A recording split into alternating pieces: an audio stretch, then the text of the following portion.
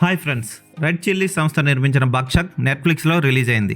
భూమి పెడ్నేకర్, సంజయ్ మిశ్రా ప్రధాన పాత్రలు పోషించారు. ఈ సినిమాలో సాయి తమన్కర్, ఆదిత్య శ్రీవాస్తవ మరో ఇంపార్టెంట్ పాత్రలు పోషించారు.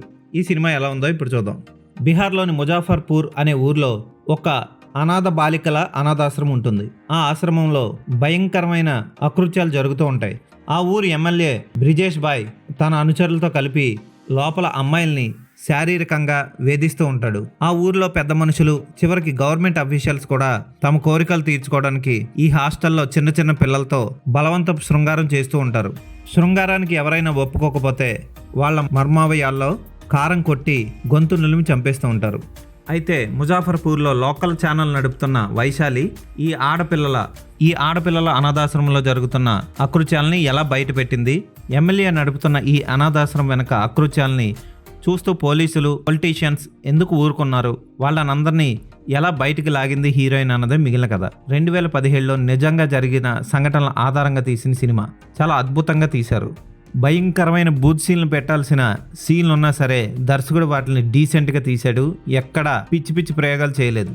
ఈ సినిమా అంతా తన తోటి ఆడపిల్లలకి సాయం చేయడం కోసం ఒక లేడీ జర్నలిస్ట్ ఎంత మదన పడింది, ఆమెకి సాయంగా ఎంతమంది నిల్చున్నారు, చివరికి తన భర్త కూడా సపోర్ట్ ఇవ్వని సమయంలో కూడా ఆమె తన నమ్మకాన్ని కోల్పోకుండా ఎలా పోరాడింది అన్నది చక్కగా చూపించారు. భూమి పెడ్నేకర్ వైశాలి పాత్రలో అద్దర కొట్టేసింది. పంకజ్ మిశ్రా కూడా అద్భుతమైన సపోర్టింగ్ రోల్ పోషించాడు. వీళ్ళిద్దరికి అవార్డు వచ్చినా రావచ్చు. చాలా బాగా చేశారు ఇద్దరు.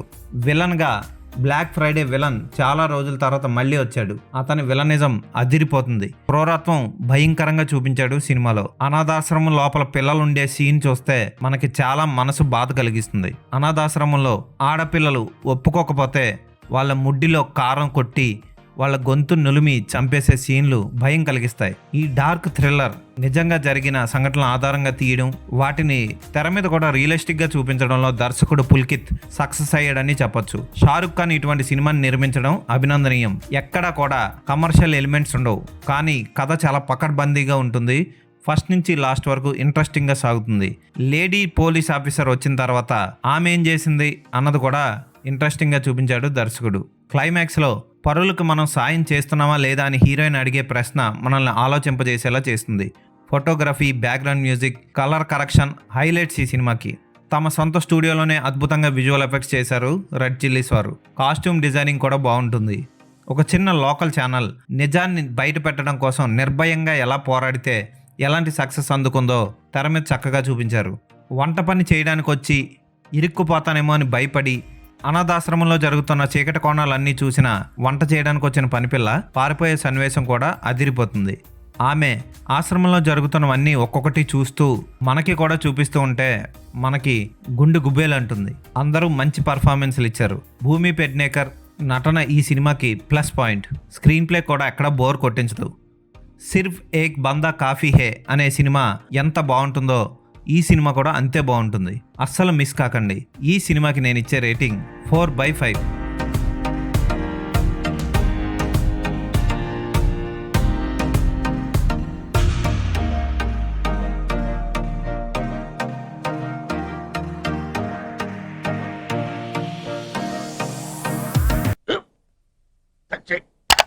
స్కూల్ బెంచ్ లాగా ఎంత గట్టిగా ఉందోరా? కొట్రా, కొట్టు, పర్లేదు, కొట్టు. బాబాయ్ ఏంటి నువ్వు కొడతావా? కమాన్ బిట్ మీ యార్. వద్దు బాబాయ్. వాడిని నేను కొట్టడం లేదమ్మా, వాడినే నన్ను కొట్టమంటున్నాను. నువ్వేం కంగారు పడక్కర్లేదు. అడుగుతావేంటి?